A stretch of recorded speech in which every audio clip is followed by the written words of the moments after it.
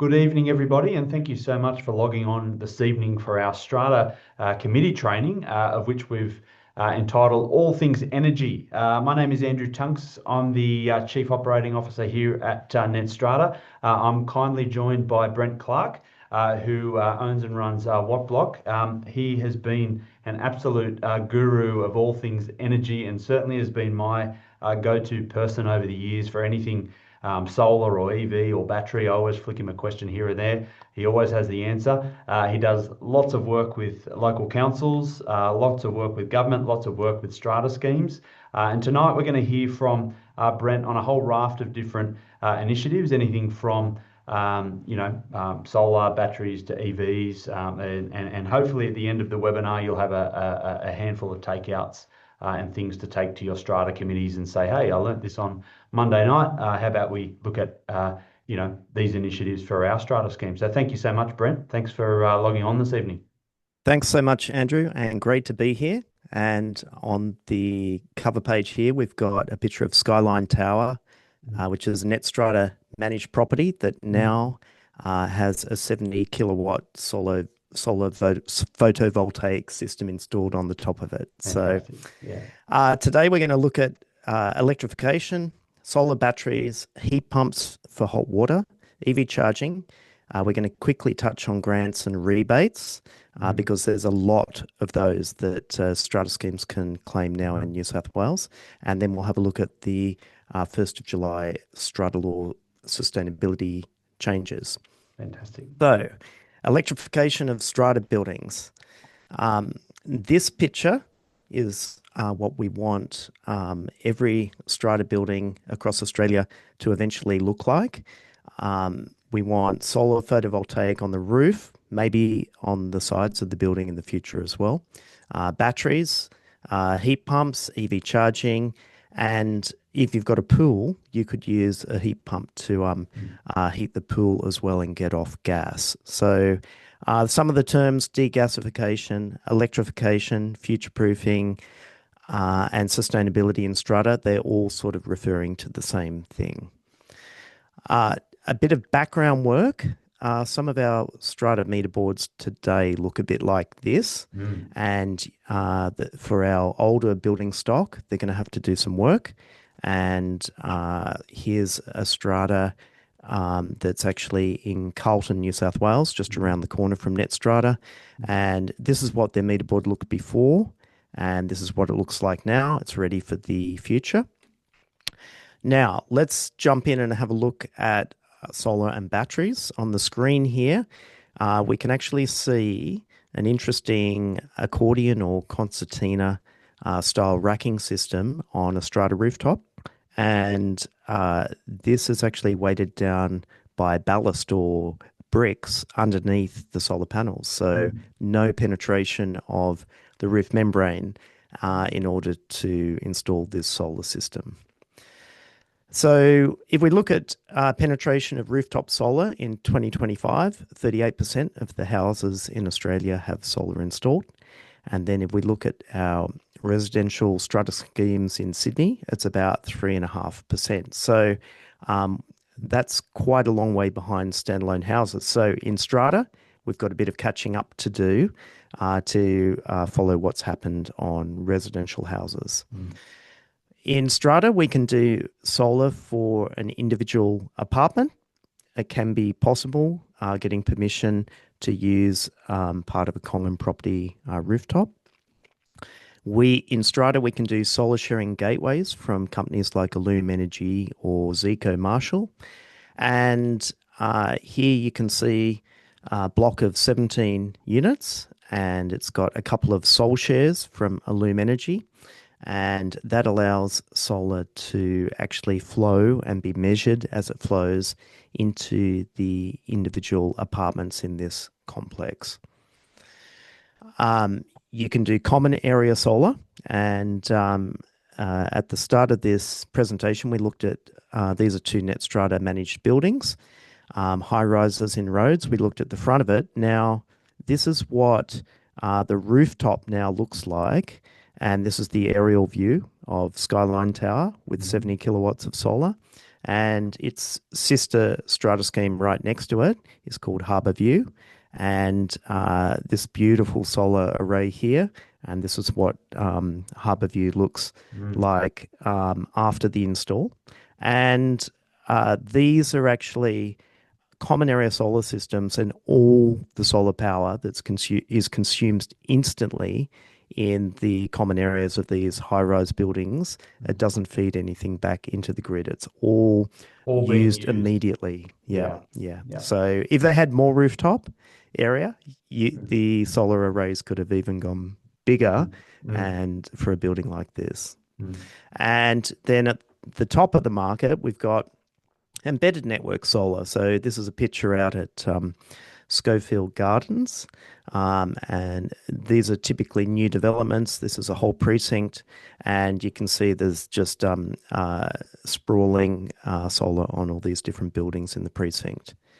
So just to give you a little bit of an idea, when we're listening to people talk about how cheap it is to do solar on houses these days, you're hearing things like 88 to 95 cents per watt installed, which is fantastic. It's the cheapest installed cost per watt of solar in Mm. any country around the world.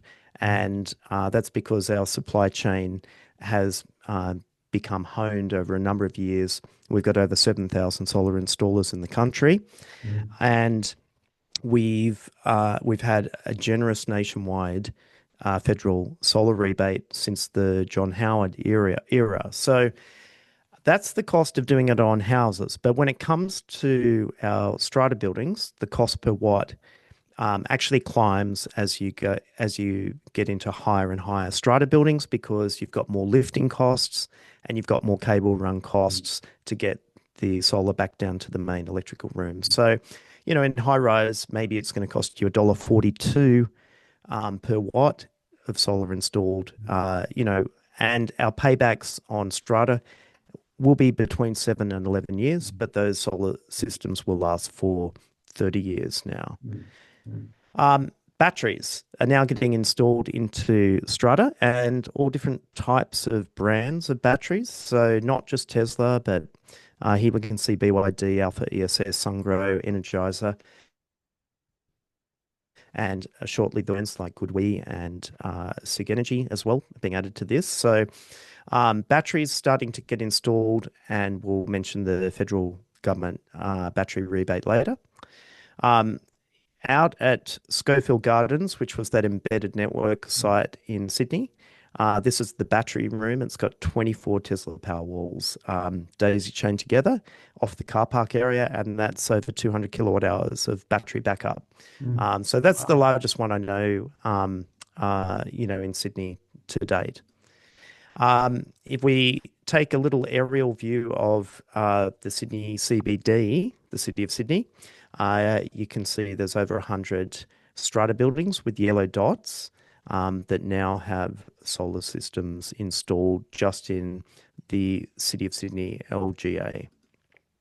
Okay, so now that's a bit on solar and batteries. Now we'll jump over and we'll talk about heat pumps for domestic hot water. So just before we jump into that, Victoria is a little bit ahead of New South Wales Mm. in terms of its, getting off gas initiative. So in Victoria, you can't build a new apartment building that's got gas connected to it today. And the ACT is also pushing a bit harder than New South Wales on getting off gas. But in New South Wales, I thought I'd just highlight, this block in Bondi that actually did have a major issue with gas. And so, 15 years ago. And when some workers hit a gas line in that building, Mm. they had to evacuate 1,000 people. And after that, they decided to get the whole building off gas. So it's been running fully electric for the last Mm. 15 years over at Bondi Junction. So while we don't have as big a push for degasification in New South Wales as Victoria, we've still got a reason to consider getting off gas. And from a dollar perspective, hot water heating can be the largest residential energy use. So some people are surprised that heating hot water can actually use more energy than heating and cooling, which includes air conditioning. And this is Osgrid data. So if we want to attack costs, we need to attack the cost of energy used for making hot water. We won't go into all this in details, but basically, if you've got a two-bed, two-bathroom unit, your daily hot water consumption might be 75 litres a day. If you've got a three-bed, two-bathroom, it might be 90 litres of hot water a day. One thing to think about if you're in an older apartment building, if you make any changes to your hot water plant, and you don't have tempering valves installed, if you make any big change, the plumbing regulation means you now have to fit tempering valves to each individual unit or put in a centralized tempering valve system. And some of the new buildings are built with hot water systems that run at warm water or tempered water, but to kill off the chance of Legionnaires, they put them through a UV filter on every circuit through the building. Now, in New South Wales, we have a gas distribution monopoly. The company that runs that's called Gemina. It used to be a public utility, but then it was sold to State Grid of China and Singapore Power. So Gemina has two major shareholders, and they run this gas distribution monopoly in Strata across all of New South Wales. Tomorrow, if we move to heat pumps, it's possible for a Strata building to get off that gas distribution monopoly and move to electric heat pumps, which use two forms of heating. They use electricity and they also use air temperature to heat the water slowly. So why would you put electric heat pumps into apartment buildings?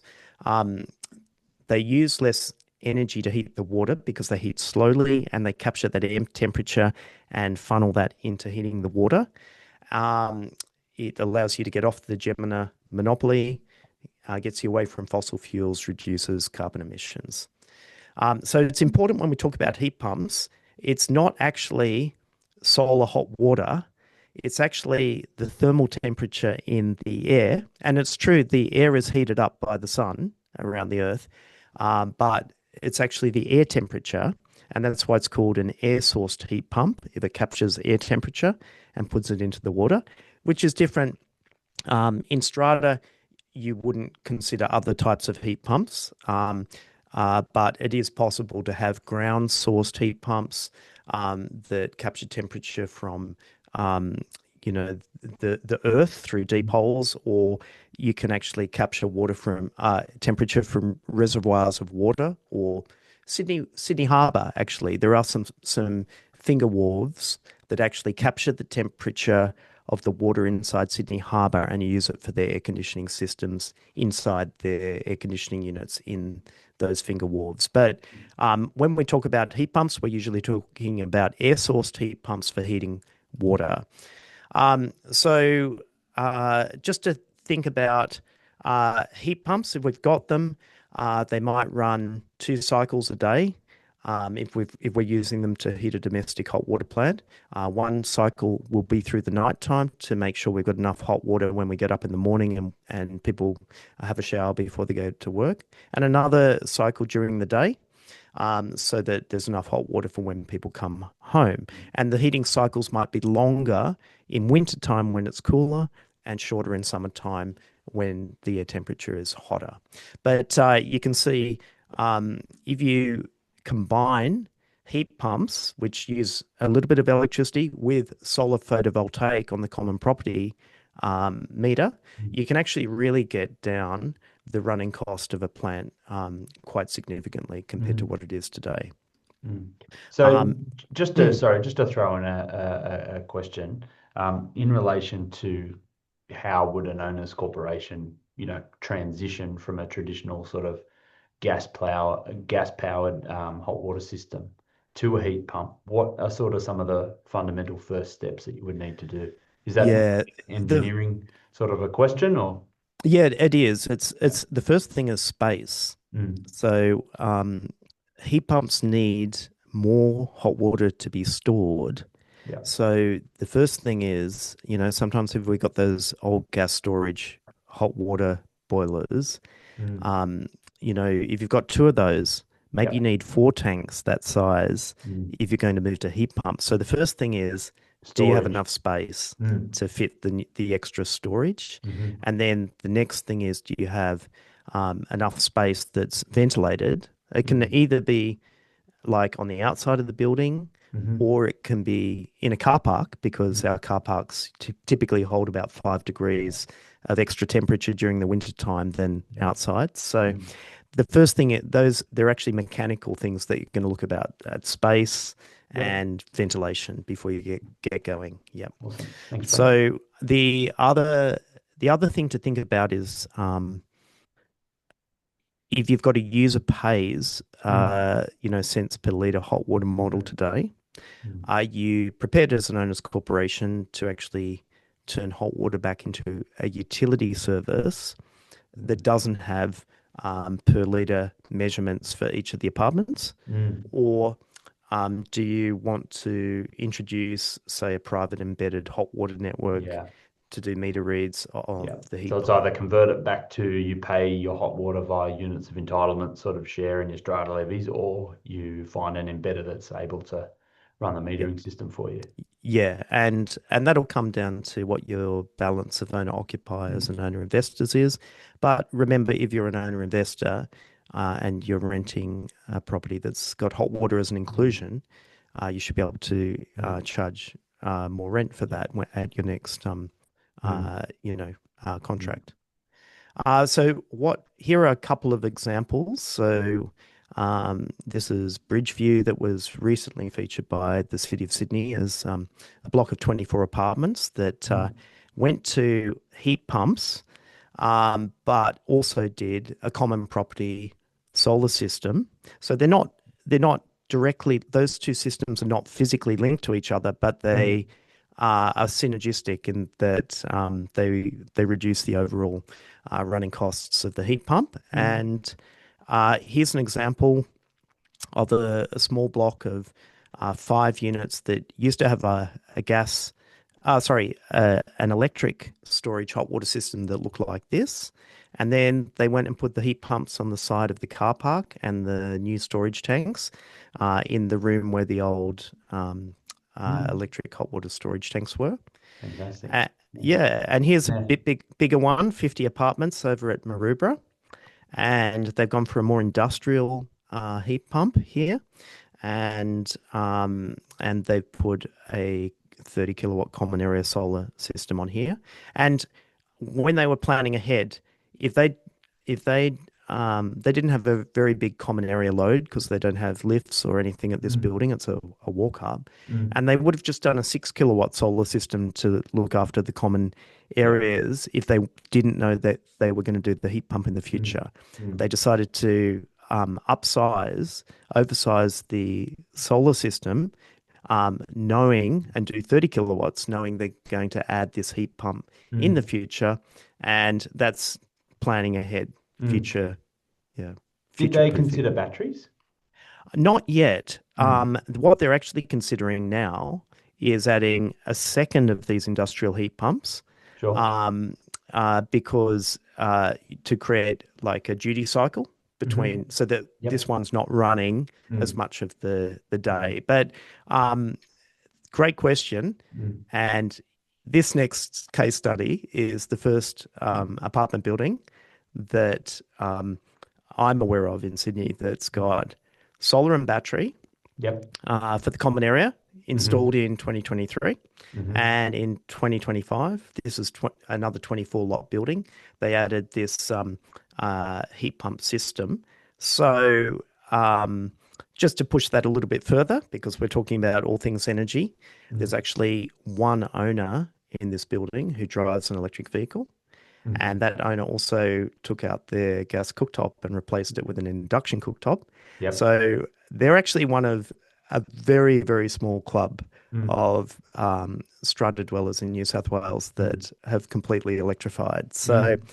So Mm. yeah, so that's That's probably awesome. a Mm. little Mm. glimpse of the future where we've got the rooftop Mm. solar, the battery on the common property, and the Yeah. common heat pump. Yeah, And in terms of the batteries, yeah. the costs, because there is a question that's thrown in the Q&A, and it was a mistake of me at the beginning of the webinar not to tell everyone, chuck all your questions in the Q&A and we'll try our best to get to them all. I should have led with that.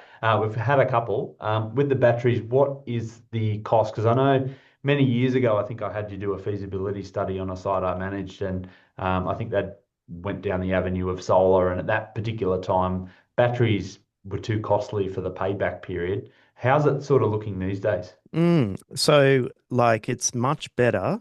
Just Mm, give it a couple of years, mm, and the battery prices have come down. And then since the 1st of July, we've got this mm, federal cheaper home batteries. So mm. like the battery that we're looking at over here, um, on the left here that's paired with that common area solar system. The cost of that battery is probably they put the battery in before the cheaper home batteries rebate, but if they Mm. were to put it in now, you might get that battery for $7,000, Yeah, right. and Yeah. which is it's not a big expense Not a now. big So expense between yeah, 24 lot owners. Yeah. yeah, yeah. Mm, And then if you've got a heated pool mm, and it's heated with electric resistive hot water system or it's heated with gas, um, this is an example of an apartment building in North Sydney, and they put this pool heat pump just in the mm. car park area, which is underneath the pool,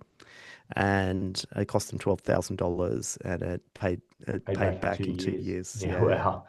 Yeah, yeah. Why wouldn't So you? Yeah, why wouldn't you? Yeah. yeah. And in fact, the other question we keep getting asked now is all the people that in Strata that have pools that are not heated. Now they're actually thinking about heating them with electric heat pumps for the first time because it's a manageable cost to heat a pool Mm, now. So let's just keep charging ahead. So we'll look at some EV charging. So, it's always a good idea to run a survey of your owners and see what their intentions are in terms of, uh, preparing your building for EV charging. mhm, Get a report on the capacity of the building, or put in an permanent electricity monitoring device, and start working on your EV charging bylaws as mm, well. So there's two main ways that people have been doing charging in apartment buildings. Most of the activity for the last couple of years has been around using level two charge points. Level two because they're a bit faster than level one, but as of this week, there's more interest now around what's called low power EV charging using a special type of general power outlet. And we'll show you that. But the federal government's just last week given out a $1.5 million grant to subsidize testing low power EV charging in mm. 2,000 car spots in strata buildings across the nation. So, Fantastic. yeah, Mm, we'll talk a little bit about the grants and rebates later. But um, this is the most basic way that people have done EV charging in strata. You've got a common area power point in the basement car park. You buy one of these devices for $25, manually take the readings and compensate your owner's corporation for the energy. This is the new type that of QR code activated low power mm, charging.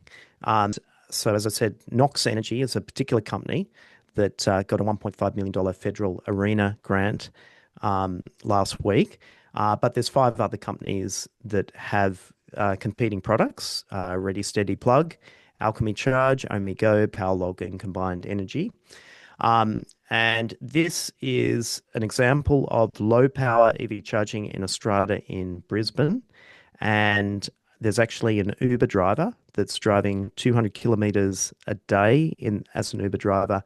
They're charging the Tesla Model 3 off this low power charge point, and they've always had a full battery when they start the next day. So I think that's the proof in the pudding that Mm. for Strata, if we can do it cheaper, if we can get a $425 um, power outlet or smart plug rather than a $2,000 level two charge point, maybe this is going to become more and more popular in our strata buildings. Yeah, and if we pause on that one for a moment, I Mm. think anybody tuned in tonight, this is a key takeaway, particularly if your scheme is looking for, EV charging. I mean, we often find, particularly in larger buildings, EV vehicles with extension leads plugged into common area power, and people, disconnecting the power points, because they don't want to give away free energy. This is a way of, I guess, capturing that, making sure that person pays their fair share, but also not having to, spend, sometimes tens of thousands of dollars upgrading your building with, yeah, as you said, Brent, other sort of charging,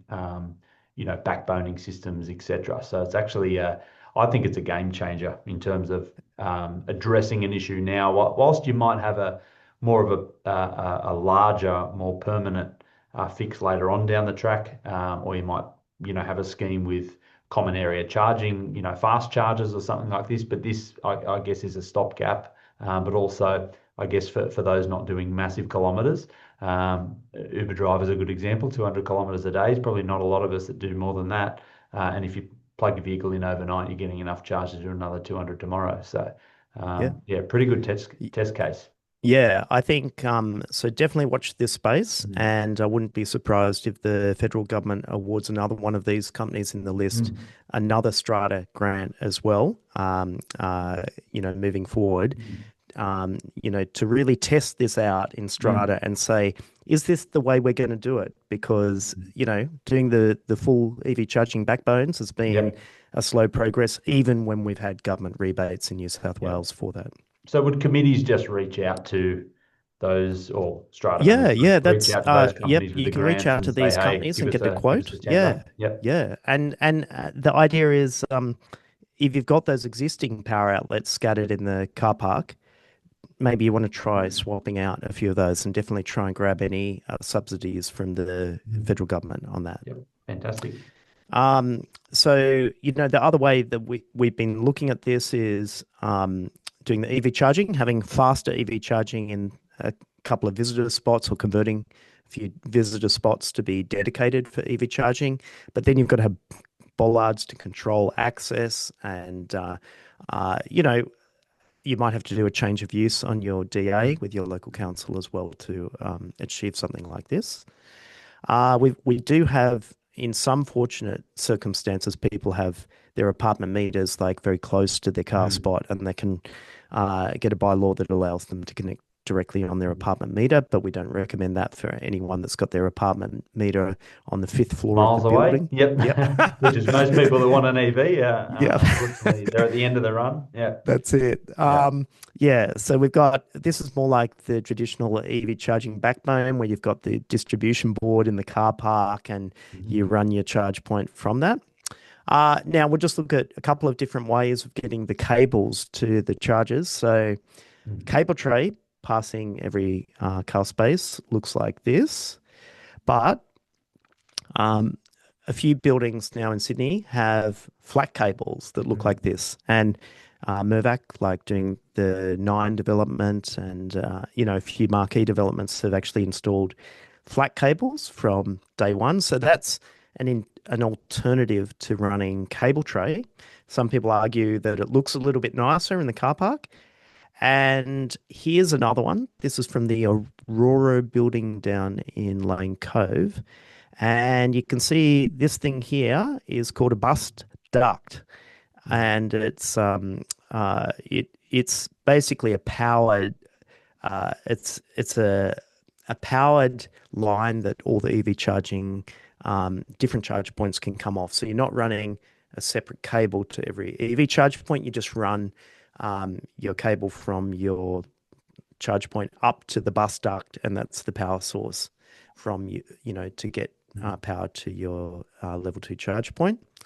Wi-Fi is good in the car parking areas. We like it because there are more and more vehicles that are downloading software updates, Mm.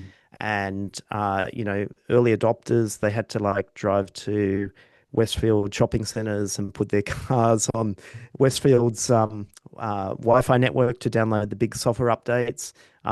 It's good to get the Wi-Fi, and also then if you're up in your apartment, you can see the level of charge in your battery from your apartment without having to go down to the car park Mm. and check it. Mm. Distribution boards, they get installed as part of the backbones. And a couple of EV charging backbone examples. Altair, famous building where I think Jimmy from Flat Chat lives. They've got dynamic load balancing, 6 levels of basement car parking. This is a load balancing system. This is what the charge points look like, and they got the cable trays there. And Richmond, so this has 12 visitor car spots, and they have a lot of shared charges there. So one of the things is if you've got a bank of visitor car spots, Mm. rather than converting like 2 of them to be EV charging spots, if you just installed like 10 EV charge points behind every visitor spot, then you're not losing a visitor spot to EV charging. It's just every visitor spot is EV charging enabled. So that's Mm. the mode of thinking from that building there. So a couple of shared charge points there. Networking boxes and distribution boards on the car park wall. So we're going to have a look at grants and rebates. Then we'll plop into looking at the Strata law sustainability changes, and then we'll go to the questions. So this is probably the solar rebate. It was announced by Anthony Albanese in February this year. It is a short-term rebate. The New South Wales government has $25 million worth of federal government money to help strata buildings between 3 lots and 55 lots do solar systems which share into the individual apartments. And this can be done 3 ways. You can do in a townhouse complex. You can do individual solar systems for every townhouse, but to be eligible for this rebate, every apartment has to be connected to solar, and it has to be paid for by the owners' corporation, installed by one Solar Australia accredited installer at the same time. And the payback of the system needs to be under 10 years. If you can also do it using the Illume Energy SolShare system or Zico Marshall system, and use a splitting technology to share a solar system into multiple apartments. Sure. Or you can, if you've got an embedded network and you're under 55 lots, there's probably not a great crossover between most of the embedded network sites have more than 55 lots, but if you do have an embedded network with under 55 lots, you could connect a solar to your gate meter and get your embedded network company to do proportional sharing of the solar generated through that, and that would be eligible as well. So you can connect up the common property if it's a Loom solar sharing or embedded network, but you can't have more than 40% of the solar go to the common areas because they want to lower the cost of living in the apartments. And now this rebate doesn't apply to batteries at all. It's only on the raw solar system.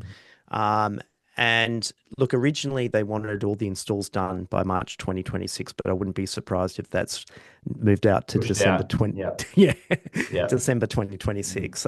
In fact, tomorrow, I think there might be a media announcement of the first building actually going live with a solar system Fantastic. yeah. So I think we'll have a little bit longer. Last week, the New South Wales government said they've only allocated 1.2 million. So they got over 20, they got over $20 million left to give away. So Yeah. get your Usually when a applications. government hands out cash, everyone's there lining up, but this seems to be, yeah, I guess there is a hurdle between getting a proposal, having a meeting, deciding what you want to do, whether there's a co-share or, some sort of funding owners corporations need to throw in some money for the rest of the Yeah, project. I guess that's also you've a still got to come up with consideration. half the funding, Yeah, right?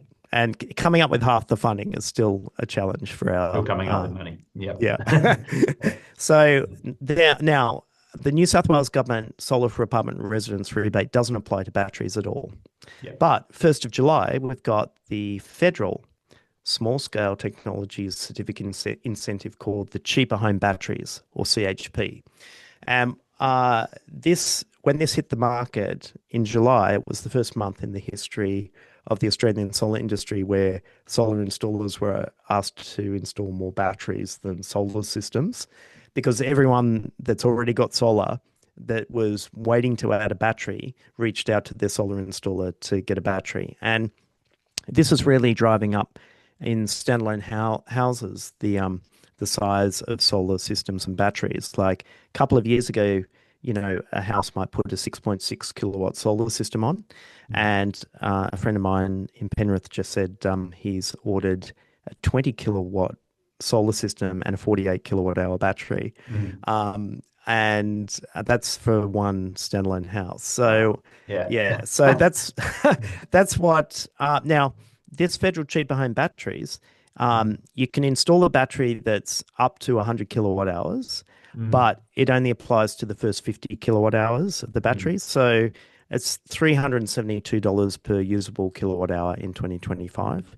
Mm. If we go to like a standard 13.3 kilowatt hour Tesla Powerwall, Mm. what that does is it turns it from a $12,000 purchase to an $8,000 Mm. purchase at the moment. Mm. But you have to get a battery that's capable of being connected to a virtual power plant Mm. to be able to get this. And it doesn't mean you've got to connect it up to a virtual power plant, but you Mm. have to have a battery that's capable of being connected to a virtual power plant. Mm. And that's so that if Ausgrid has a heat wave day or a brownout, Mm. they've got the right to discharge some of that energy in your battery out into the grid for the use of the community. You'll get Gotcha. paid for that per Yeah. kilowatt hour, and as a strata, you don't have to choose to do that. But Mm. if we have a look at what the New South Wales government is doing now Mm. from the 1st of July, the New South Wales government has an incentive that if you get a battery, they don't give you any rebate off the cost of the battery. They leave that to the federal government, Mm. but they've got an incentive that they'll pay you $1,500 just to connect to a virtual power plant. Mm. And that's not your earnings from discharging your battery. Mm. That's just the New South Wales government saying, well, if you've Go got a get a battery, battery. Yeah. we'll Yeah. pay you $1,500 to connect it to a virtual power plant, Yeah. and that's the incentive to get you Yeah.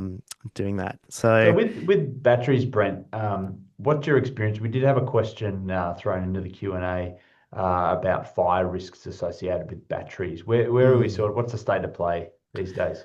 look, lithium-ion batteries are a Type 1 fire hazard. Mm. However, we recently had a strata building contact their insurer and said we want to install one of these in the car park area. Mm. Does this affect our premium? And the insurer said no. Mm. And look, th what Mm. we would recommend is if you're a conservative strata, Mm. slap it on the outside of the building where a fire truck can get a hose to it. Mm. Like basically, the more conservative you are as a strata building, put the battery further away from the building. Mm.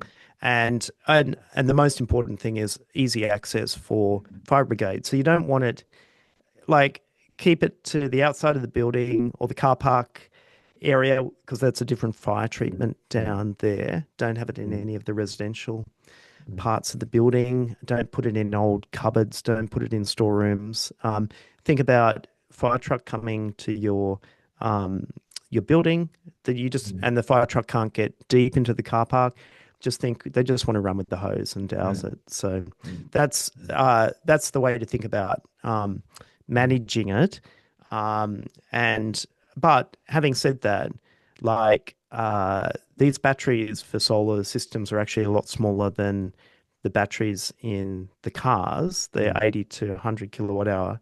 So if you've got one EV parked in your basement car park, That's more uh, risky than a it's battery. Yeah. Yeah, it's more Yeah. risky than a 50 kilowatt hour Yeah.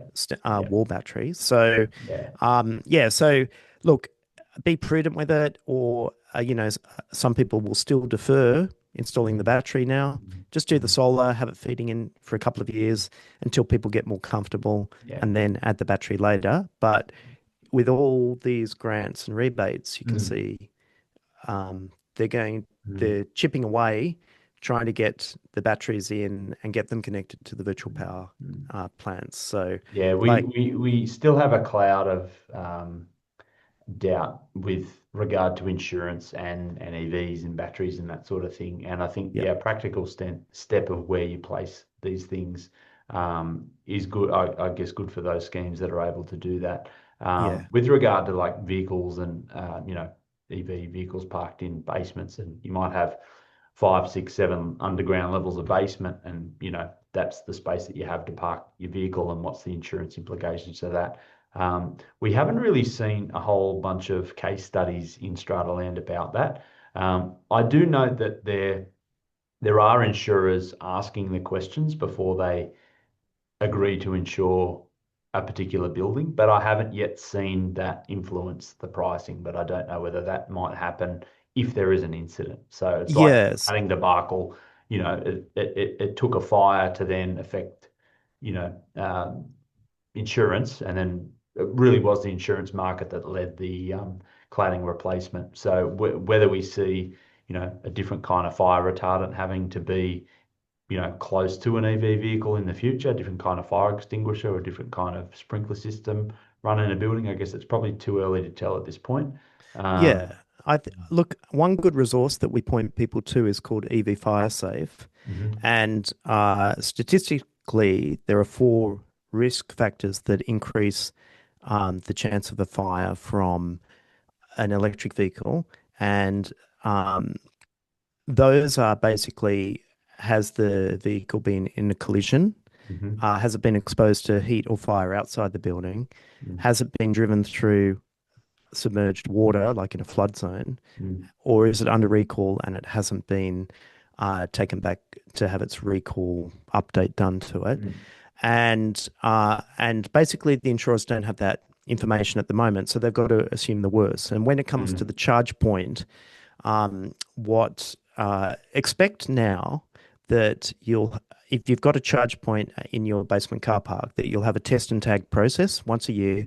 Electrician comes and checks the RCD and gives you a little certificate, and then that process, we would expect the insurers will start to collect all the certificates that all the charge points have been checked annually.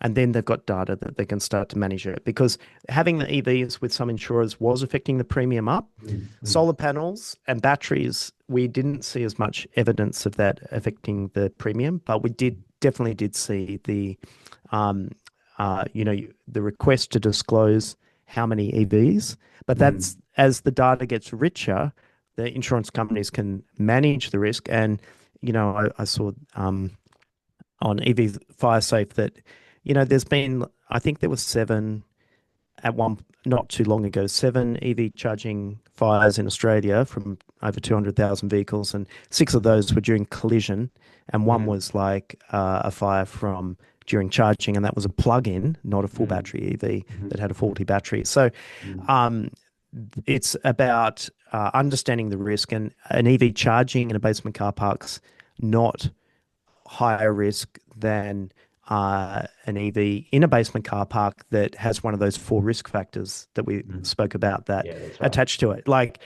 so, if you could actually collect that information, those four Mm, risk factors for mm, each EV, and have the certificate of the charge point being tested, then you're mm, giving real data, but Strata's not collecting that well mm. enough yet. Yeah. Thanks, Brent. Okay, so now we'll have a look at the uh, just for 5 minutes, we'll look at the New South Wales Strata Law sustainability changes, which also came in 1st of July 2025. Just to recap, back in 2021, the New South Wales government did the Sustainability Infrastructure Amendment to the New South Wales Strata Schemes Management Act 2015, which reduced the voting threshold from a special resolution at 75% of unit entitlements down to a 50% threshold for this sustainability infrastructure resolution. And so that came in 2021, and a bunch of our stratas have voted using that in the last 4 years to do anything sustainable. And when we say sustainable, like literally anything that saves energy, reduces waste, reduces pollution, EV charging, or even taking out finance for sustainability infrastructure, the vote on that all gets the lowered threshold. Now, what came in 1st of July 2025? 3 more things. So good strata managers like Netstrata are adding this new motion to every AGM, and every strata building in New South Wales now has to consider sustainability at each AGM annually moving forward indefinitely. So that's built into the fabric of our AGMs that we're going to be holding. We're always going to have a consideration of strata sustainability in the AGM, and I'm happy to hear back from buildings that are saying, yeah, we're getting this new motion in our AGMs. And then in New South Wales, every strata scheme has to have a capital works fund plan. It doesn't have to be updated every year, but when you do update it, it might be every 3 years or whatever. You now have to put some cost items for sustainability infrastructure into the updated capital works plan. Yeah. So so the capital works plan used to be for maintaining stuff that was already there. Now you've got to add some things consider improvements. Consider improvements into it. So that's the second thing. And then the third thing we've got is if you've got, we're calling them anti-sustainability bylaws in your consolidated list of bylaws. You have to now remove them unless you're a heritage building. So if you're in a heritage building or in a heritage conservation zone, then you can keep all your anti-sustainability bylaws. But if you're the rest of us that aren't in a heritage building or heritage zone, there's a whole bunch that have to be removed. So we'll just go over each of those. So we're going to consider sustainability at each AGM. We would encourage people that the best practice is to actually have a look at the consumption on the bills or have someone bring that to the meeting. You can do a dollar comparison of your utilities, your energy and water, your utilities in dollar cost this year versus the previous year. But if pricing changes, it's hard for you to work out whether your consumption went up or whether it was just the pricing that went up. So that's a tip if you want to do best practice. You might want to do a little bit of advanced work and get the bills and get the actual consumption in kilowatt hours, megajoules, and kiloliters, and have that on hand at the meeting. And think about what improvements you might want to do in your buildings. Here's a list here you can have a look at.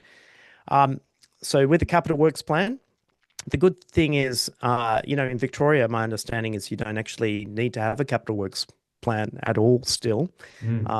And so at least here we do have that as being mandatory in New South Wales. Basically you want some cost estimates to go into that. So you can look for case studies on the internet. You can get a sustainability report, maybe funded by your local council or from a consultant like Wattblock, or your quantity surveyor if you're a bigger scheme and you hire one of those to do the capital works fund plan, adding the new items and the improvements into it. And what are the bylaws which ban sustainability infrastructure, which might need to be removed? And so the first one's interesting, Brent. Yeah, hanging washing on balconies, right? So let's just work through this, right? So the question, the test is it more sustainable to use a dryer that uses Mm, electricity to dry clothes, or is it more sustainable to mm. hang them on a washing machine or on a washing line on the balcony, or Over the install, balustrade or something. Yeah. yeah, over the balustrade, or install a Hills hoist in the Yep. Common backyard areas. Yeah. in the common Yeah. areas, right? Yeah. So the test you're always running is what's more sustainable, Mm, and so in the past we've had, it's this is really about combating the aesthetic view of the building, mm. we'll find out later whether aesthetics considers noise as an Yeah. audio Yeah. thing as well, but uh, you know shades or awnings on balconies over windows Mm, attached to common property. mm, These reduce air conditioning mm, costs.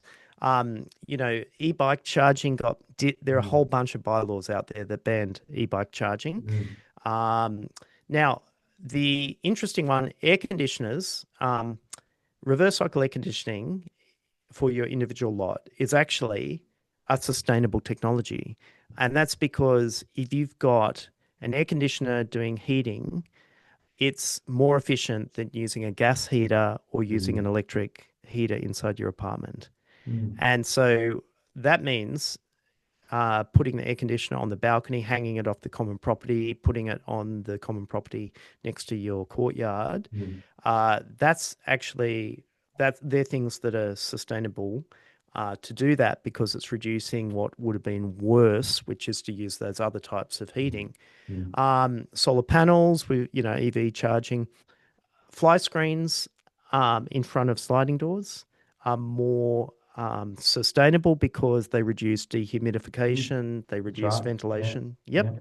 Yeah. And I think we're going to see the balcony solar systems hanging off the balconies like they've got in Germany. 1.5 million Mm, residents in Germany have um, balcony solar systems. And then other things like if you're in a townhouse estate, some people banned. They said, oh well, if you're going to do solar, you've got to have a black or a white inverter, or if you're going to mm, do a battery, you can't have LED strip lighting on the battery. Well, that those sort of things, wouldn't hold up. They're just aesthetics. You can have a red inverter.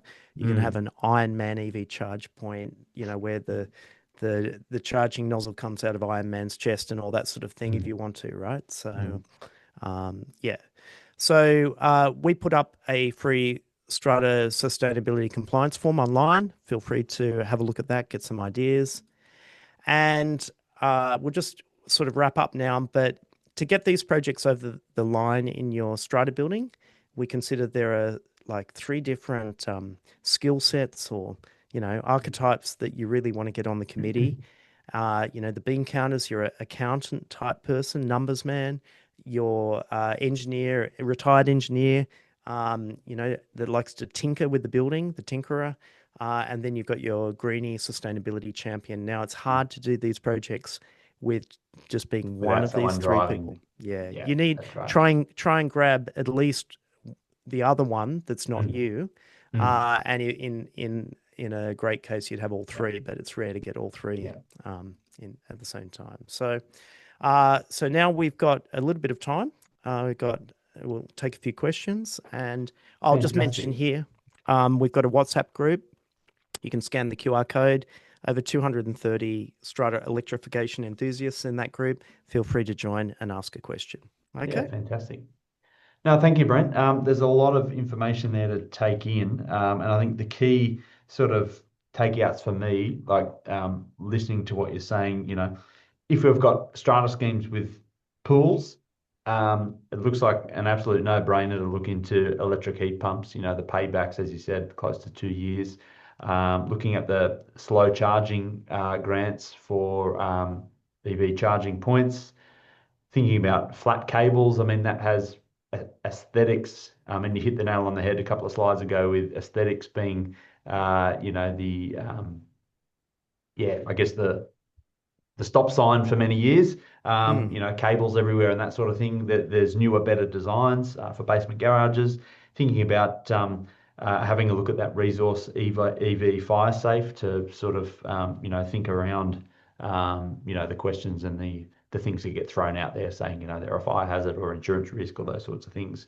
Have a look at the data is very important. And also, we'll steal off you the list of energy improvements to consider at AGMs and circulate that, obviously, with the recording of this. But if I just flick through a couple of the questions. Now, I Yep. did, we sort of did move past a couple of the slides that people ask questions about. So I'll just try and Hmm. categorize them together. Now, I'll just have a look here. Anonymous attendee, I like that one. Do you have any information or stats on the cost saving benefits for owners or stratas for installing solar versus the investment required? I guess it probably is a case by case, I would imagine, Yeah, look, for that roof it is, space and, y yeah, like, because when you say strata, it's yeah. townhouse to skyscraper, but look, people that are doing solar sharing systems in small blocks of 15 units, maybe it's Mm, going to reduce the apartment bills in the individual apartments by 30%. Maybe, but expect your paybacks are going to be like more like 8 to 11 years on a system that lasts for 30 years. It's not like a house where you get the money back in 3 years mm, or 2.5 years. mm, So, mm, yeah, so expect it's strata. Everything takes a bit longer to pay back in strata mm, than in a mm. standalone house. Yeah, Yeah. yeah. Another question here, to put solar panels in a single story strata where each unit has its own roof space, do you need a special bylaw? The roof, 99 times out of 100, is common property unless you've got, I always say, check your strata plan. There are some out there where, for example, a single story villa, there might be a strata plan that says the roof is lot property, but that's actually quite rare. We have a handful in our portfolio. As I said, the lion's share of strata is the roof is common property, so therefore a special bylaw would be required to do that. Yep. So have a look at your bylaws if you currently don't. We have a suite of different bylaws that could be helpful in that circumstance. Another question here: what is the longevity of solar battery before it needs replacing? Yeah, so solar panels come with 30-year performance warranties now, Mm, but the inverters for the batteries get 10-year warranties. So yep, only expect them to go 10 or 12. 10. And then the batteries get 10-year warranties. So Yep, only expect them to go 10. yep, yep. So I guess the payback on batteries versus replacement time is probably almost level Yeah, term. but the Yeah. thing that we've said to some stratas is like you put in your first battery for 10 years and it'll just pay itself off in the 10 Mm, years yeah. if you're using excess solar. Mm, But after 10 years, you'll put your second battery in and it'll probably last for 20 years and cost the correct. same Yeah. as the first battery that only lasted for 10 Yeah. years. Yeah. Yeah. Yeah. Another question here. Do batteries, heat pumps, charging points reduce the amount of parking available? I guess it depends where you put it. Mm. Brent's suggestion about looking for, areas for batteries that might be outside the building. In, We've had people hang if you've got enough clearance, we've had people hang the heat pumps mm, off the roof of the basement car park above a visitor car spot. I think one of your photos had that. Yeah, Yeah. yeah. Yeah. Yeah. What else have we got here? Sorry. All right, this one. Does this reduce the value of lock-up garages as the car will be parked out of the garage when charging, or is it viable to install charging points in every garage? I guess It's those slow charging points could yeah, be yeah. anywhere. Like Could have hundreds of them. yeah, so if you've got a car park cage, you Mm, usually have a common power feed for the garage door to open, mm, and that QR code low power thing mm, can be retrofitted into the car park cage, so you're mm. charging in your car park Yeah. cage. Yeah. All right, another question here. What's your advice, Brent, in relation to the cleaning of solar panels? I've got a question here. Do you need to consider cleaning of solar panels in maintenance costs? So remember, anyone that gets a solar system now has a monitoring app, Mm, and where you used to have to just like have a regular cleaning schedule, now mhm. you can actually wait until the performance degrades because of the Yeah, bird poo right. and the dust Yeah, and that. yeah. So the only tip is don't get your solar installer to clean the panels. Mm, Get your roofer or your cleaner or a specialist solar panel mm, cleaning company to mm, clean them on an hourly rate rather than a per panel mm. cleaning rate. The panel per wash. Yep. Yeah. Yep. The other question is actually not on here. It's actually my question, and I'll steal a minute of your advice. I was intrigued by your photo of the solar panels that are actually weighted to the roof rather than, penetrations in the concrete slab on the roof. Mm. With that, in terms of certification for that and sort of sign off, I assume you're getting an engineer to look at obviously the weights and the wind loads and all that sort of stuff. Yeah, so everyone's got to have a wind load assessment done by a certified structural engineer in order to get the federal Mm. STC rebate. Yeah. So everyone's locked in to having to have that done. Anyway, regardless of Yeah, whether it's, yeah. yeah, regardless of whether it's ballast weighted or not. Now, um, the it's still not it's not a great solution for like high rise Mm, because you can't get enough concrete ballast mm, to stop it flying off the roof. Probably consider it maybe up to 3 or 5 mm. stories, Yeah. as long as you're not in and that structural engineer will be doing the wind speed assessment with data from your Mm, local area. So if you're on a cliff mm. face, it's not going to be for you. Rule it But out. yeah, Yep. rule it out. Yep. But Yep. the it, I think we've had so much fear about the water penetration that it's quite good in lower rise, Mm, apartment buildings, particularly with like the pebble mm, insulated roofs. mm, mm. Can I get you to get your crystal ball out? I'm gonna sort of relate this to one of the questions on the Q&A. If you look into the future and let's say that we've got, a block of 100 car spaces, 60 or 70 of them are EVs. Do you think in the future there might be, you know, the government mandating that there's additional sprinkler systems? Or one of the questions we had is, we might need carbon dioxide extinguishers near every charge point. Where do you think this is going to go?